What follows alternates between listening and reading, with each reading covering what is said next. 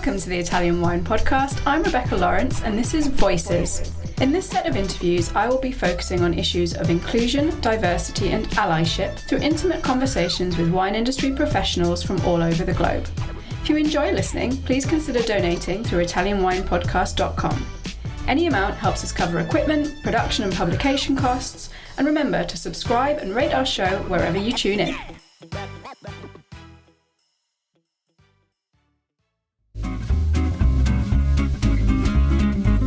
Hi everybody! Italian Wine Podcast celebrates its 4th anniversary this year, and we all love the great content they put out every day. Cin Cin with Italian wine people has become a big part of our day, and the team in Verona needs to feel our love. Producing the show is not easy, folks. Herding all those hosts, getting the interviews, dropping the clubhouse recordings, not to mention editing all the material. Let's give them a tangible fan hug with a contribution to all their costs. Head to ItalianWinePodcast.com and click donate to show your love. Welcome to the Italian Wine Podcast. This is the Voices series with me, Rebecca Lawrence. This week, I'm talking with content director and wine enthusiast, Victoria Cece. So Victoria, welcome to the podcast. Thank you for having me. Super exciting. I like to start most of these conversations by asking my guests to introduce themselves to our listeners, just in case they're not aware of you. So could you tell us a little bit about who you are and what you're currently working on? Hi, I'm Victoria Cece. I work in content marketing. I'm primarily a copywriter and I work mostly with food and wine businesses. I recently relocated to Richmond, Virginia because of, one of the reasons, because of wine. Virginia wine scene is very exciting and very different than my Italian wine background. I'm originally from New Jersey, New York area. And as you know, there's a ton of Italians and Italian Americans there. So it's different being down here. But not to go off topic, but weirdly enough, they're growing Nebbiolo in Virginia. And I've been investigating this and it's very fascinating. But yeah, so really just immersing myself. I actually just took up a new project. I don't want to speak too much about it because it's still fairly new, but I'm working on a food and wine business here in Richmond to kind of educate the community here and as well in Virginia about Italian food and wine. So I will keep you posted on that, but that's what I'm currently working on. I had no idea that they were growing Nebbiolo in Virginia. Obviously, this is a huge home of wine in the States. You know, thank you to Jefferson, which is part of my background was writing about Jefferson. But yeah, I had no idea that there's Nebbiolo there. The kind of pioneer of it is actually an Italian man from Piemonte. So there you go. Yeah, it makes sense. Luca at Barbersville, I believe that's his name. I hope I didn't mess that up. But yes, so I'm still, tons of people have tasted it. I know a lot of people enjoy it, but no one I met from Italy has told me anything, or like people who are like, connoisseurs of Italian wine. So I'm curious to taste it myself. And also there are other wines. I'm still fairly new here. So being, when you're so busy, I know how you feel probably in Verona. Like everyone's like, you live in Verona, that's probably amazing. And I'm like here and they're like, haven't you been to all the wineries? And I'm like, I haven't left my house, except to go work at the winery I do work with. I do work with a winery here, but I'll get into that later. Yeah, it is actually quite crazy how that happens because I've been in Verona for about 2 years now and I still haven't made it to Soave, which is like a 20-minute drive. And it's so embarrassing. See, exactly. And in the wineries for me are like at least 45 minutes. Most of them. So I'm just like, I really wish I in my mind, I dream of having the time to do all these wine trips. It will happen. So how did you find your passion for wine? How did you get started? It came together kind of whimsically. So my father's Italian. He was born in America, but my grandmother was the only one that immigrated here. All of her family is in Italy. So my dad and his family were always close to the relatives. And that was a great thing because when I was little, my mom, the funny part is, ironically, my mom, the American one, decided to really kind of spearhead taking me to Italy every year. Yeah, which it's just really funny because I would go to Italy every year in the summer. And my dad, he doesn't love to travel. He does. He's just, I don't know. But I love him. But he just didn't go all the time. It was kind of funny, but so I would go with my mom, and then I would actually go with my, she's basically like my adopted grandmother. She's a woman that my mom became close friends with when she first moved to New York. And she's just been like a grandma to me ever since. Like she knew my mom before I was born.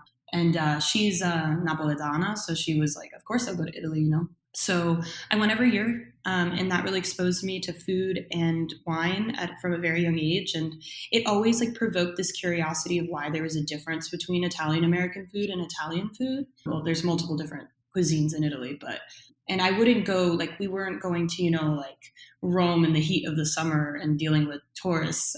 We were going to like these small towns. Well, one of them is super popular now, but like we go like outside of Rome. So ever since I was little, I've been just curious. And just to fast forward, I was working at Italy in college in New York City. I was working on the food education program. It's called Foodiversità.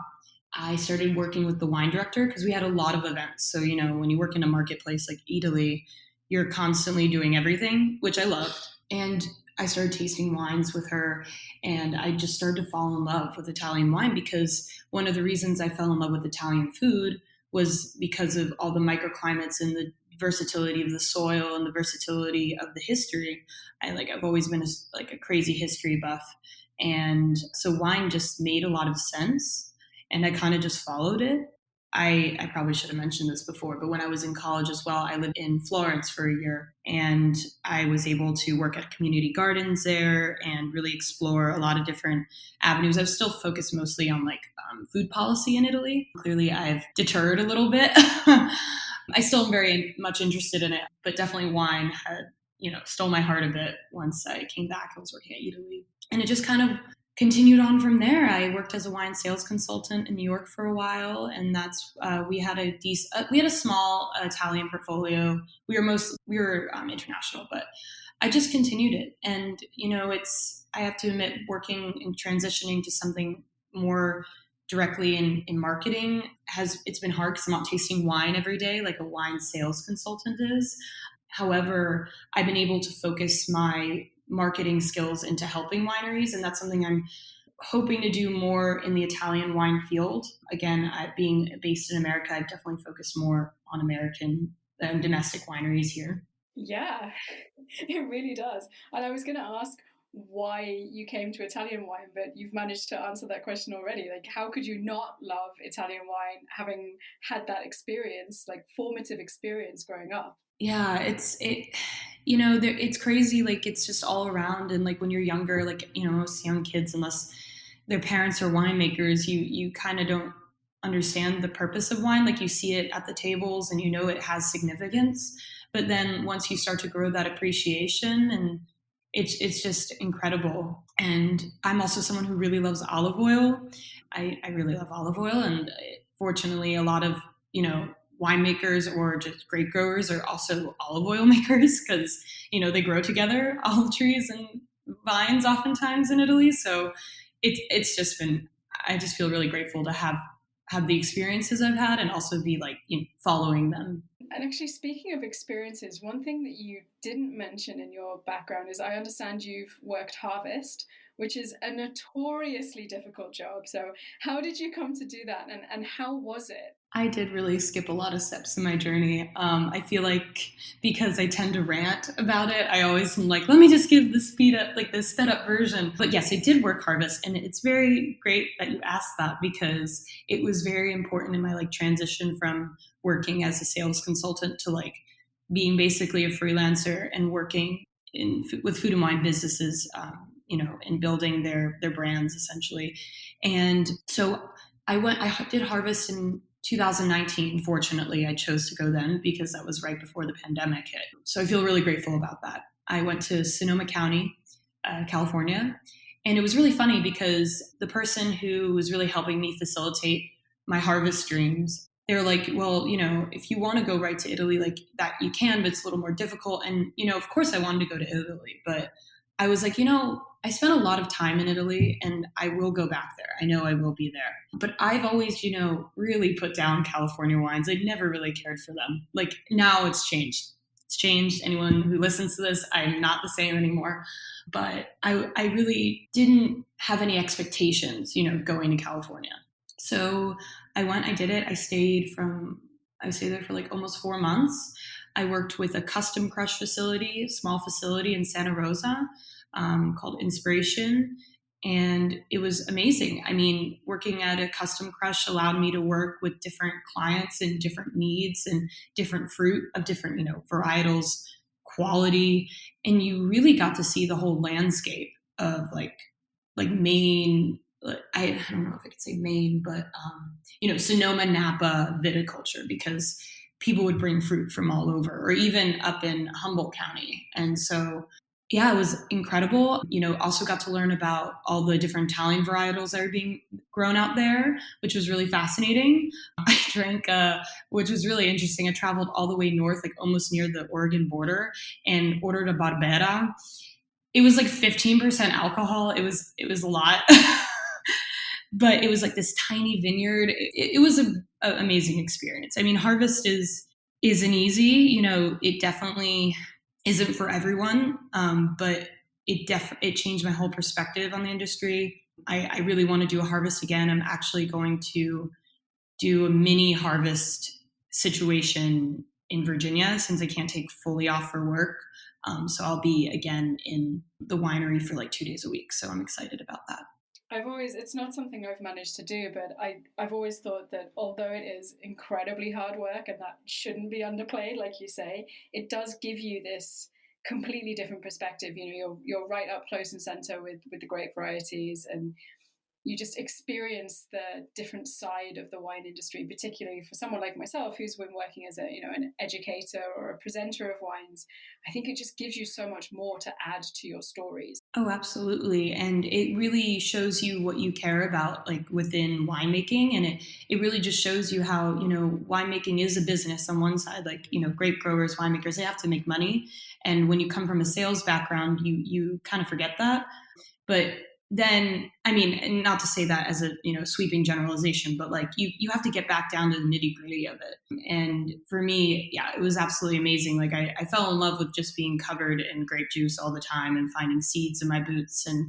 And I went from hating cleaning the press to like actually loving cleaning the press, which if you ever do a harvest, it depends on the scale of the winery that you work with, but like cleaning the press is always the intern's job, I swear. And it's like you have to like hop in this like bladder. It's like the bladder presses, and you're just like the seeds, especially like for specific varietals, like they'll like really get like lodged in the slits. Oh my God, I was in there for an hour and they were making fun of me. I was like trying to get all the seeds out. But it's an amazing experience. I mean, and also you get in excellent shape as long as you feed yourself. I will say the winemaker, he'll probably listen to this, Dylan Sheldon, he's amazing. We keep in touch. He's super cool. He would they would feed us lunch all the time, but he's an excellent cook and he would smoke these meats. And I was like, wow, thank God for you, because I probably would have died. But yeah, it was a great time. You absolutely got to fuel when you're doing that much physical work. You can't just enjoy the wines. You need proper fuel. Oh yeah, no, you're going and going and going. And fortunately, the cellar hand that worked there, he was very impressive. He like worked out before he would come to shifts. I was like, you're insane. He was like, well, last harvest wasn't as intense. And I was like, okay, that's true. But like, this is still, like labor. But he was great. Yeah. So he was really motivating and helped me a lot with learning nitty gritty things, because as a city girl, there's a lot of like common sense things you kind of forget about a lot. Like, putting on, like assembling a pump. Like there were times where I was just like, wait, okay, how do I do the class? Like, am I doing this right? You have to really like bring your brain down to just like simple, basic, like survival skills. And I think that's one thing you take away from a harvest for sure. Hey guys, this is a brief intermission to give a shout out to our new sponsor, Ferro Wine, the largest wine store in Italy since 1920. We are delighted to have them on board and thank them for their generous support and our new t-shirts. Find out more on ItalianWinePodcast.com. Now back to the show. So to pivot completely to a very different kind of intense work, we got to talk about VIA. I wanted to ask, one, why you chose VIA, like what brought you to VIA, but also, did you do other specific Italian wine education, or did you just dive straight into this like insanely intense program? Actually, it was the latter, to be honest. I felt, so what inclined me to take the VIA course was a few things. One was I had been itching to return to Italy after everything's happened, and I wanted to return not just for vacation, but for something that meant a lot to me. So when I saw the program like come around, I didn't know how intensive the application was. So I kind of applied and was like, okay, maybe they'll pick me or maybe they won't. I don't know how this works. But I also chose it because I really wanted to advance my knowledge and be more of a, for lack of a better word, certified and established ambassador of Italian wines, because I've accumulated such a knowledge of Italian food and wine culture that I felt like I needed to not only, take a course around that, but also surround myself with people who were like-minded. I felt like in my work, because, getting, off the ground with my work, I still work with a lot of different, in a lot of different industries. So I felt as if I was like losing my grasp on, Italian food and wine, and my focus. And I wanted to have something to look forward to, something to study for, something to, reawaken that passion and keep it going.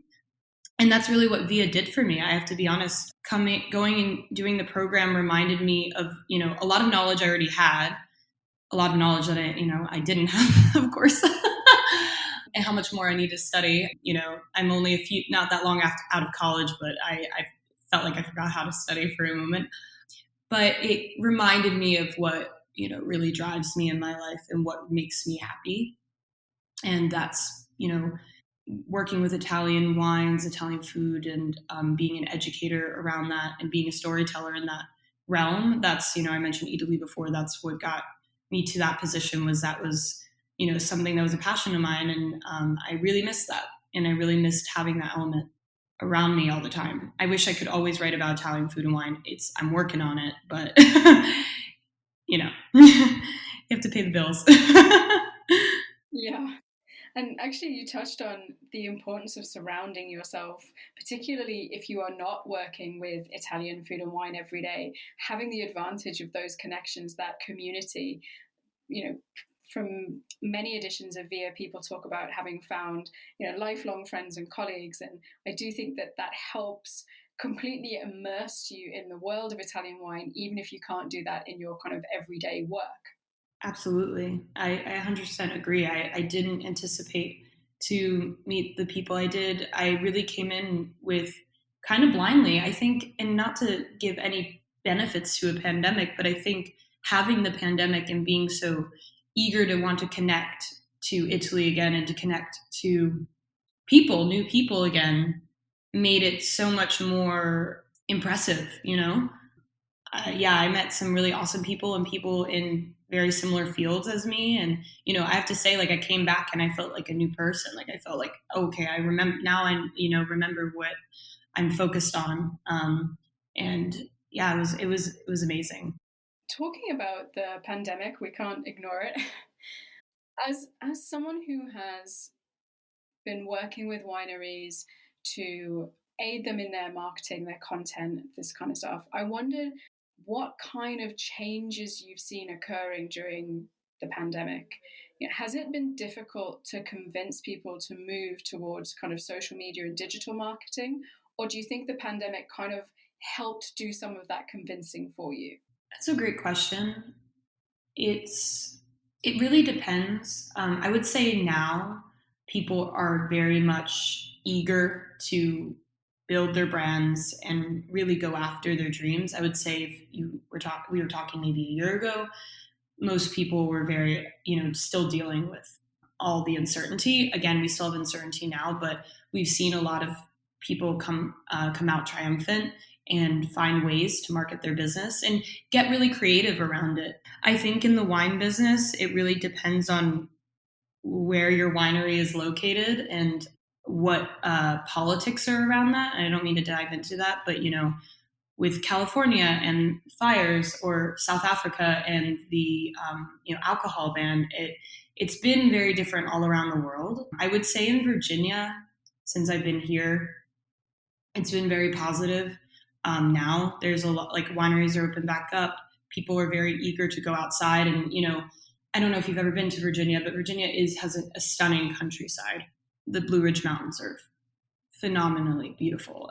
So it's in the sense of marketing, I think it really just depends on where you are, but definitely more positive now. I'm hoping that is something we're going to see continuing as people find their way into the kind of the new side of things. Like, I don't think we're quite through it yet, as everyone, I'm assuming, thinks. We've still got a long way to go, but for me personally, I've seen, like you say, this very positive attitude to trying to get wines out there. Like you say, this creativity that has come out of the pandemic. Like you, I don't want to say that this is, it's a positive thing having a pandemic, but if we can take some positives from it, I think seeing the wine industry become a little bit more creative, become a little bit more agile, for me, who's been in it for a while, is very exciting. Yeah, I 100% agree. It's been really great, especially with, you made me think of wine clubs.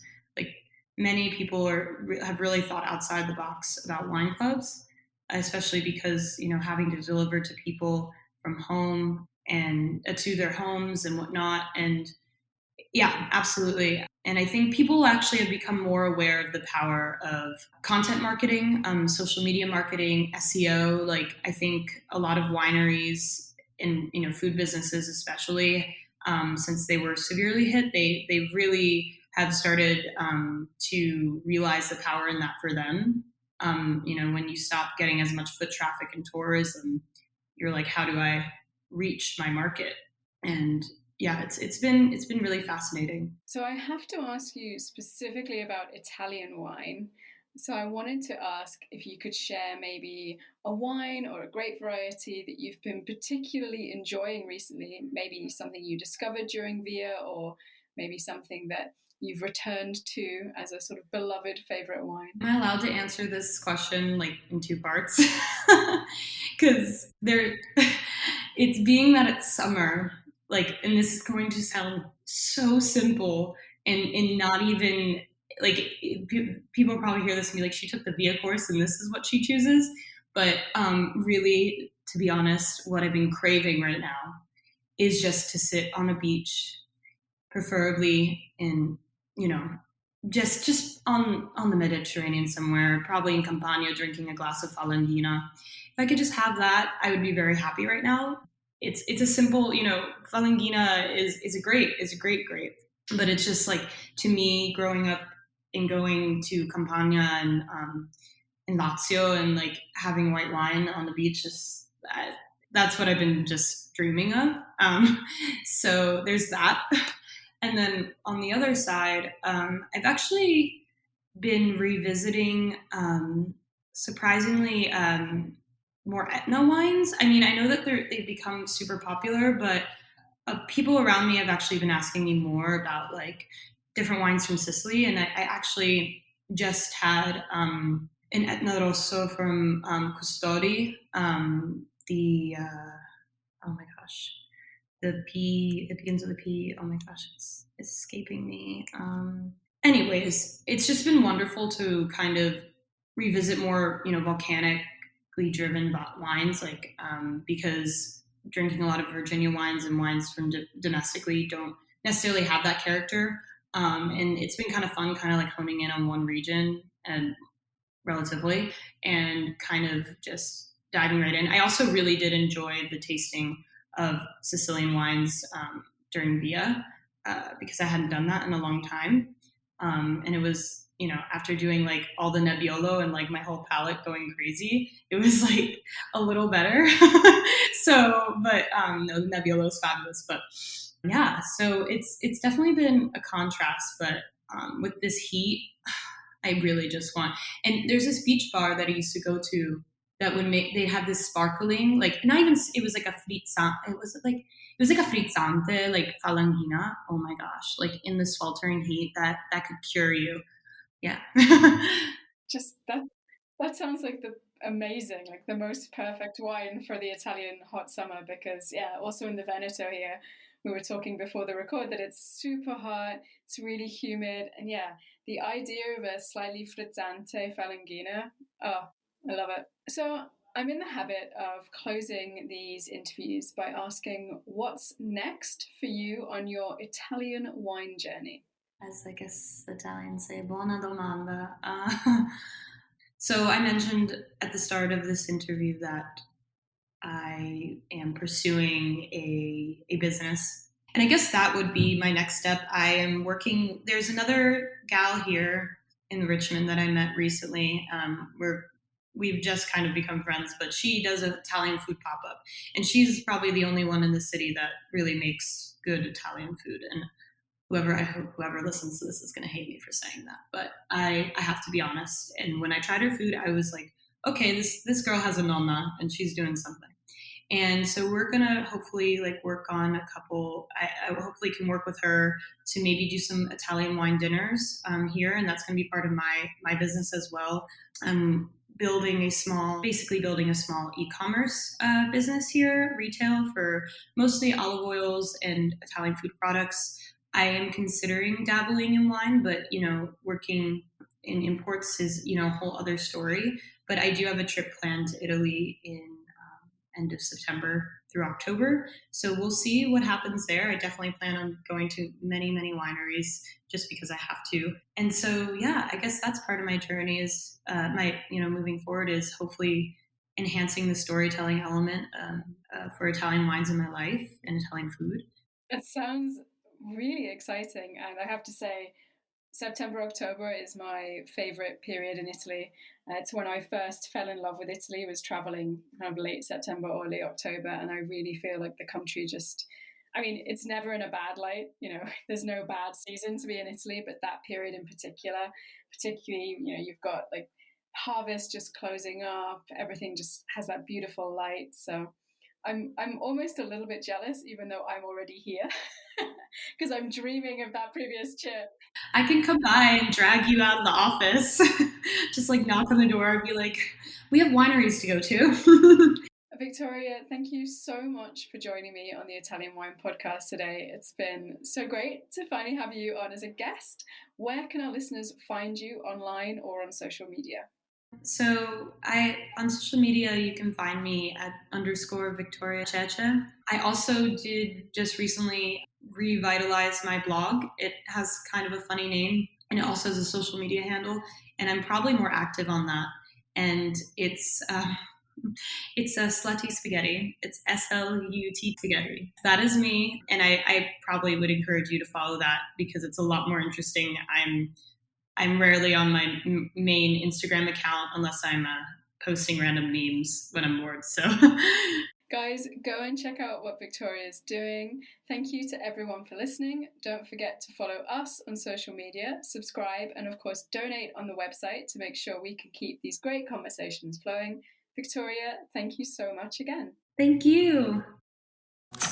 Listen to the Italian Wine Podcast wherever you get your podcasts. We're on SoundCloud, Apple Podcasts, Spotify, Himalaya FM, and more. Don't forget to subscribe and rate the show. If you enjoy listening, please consider donating through ItalianWinePodcast.com. Any amount helps cover equipment, production, and publication costs. Until next time, Cin Cin.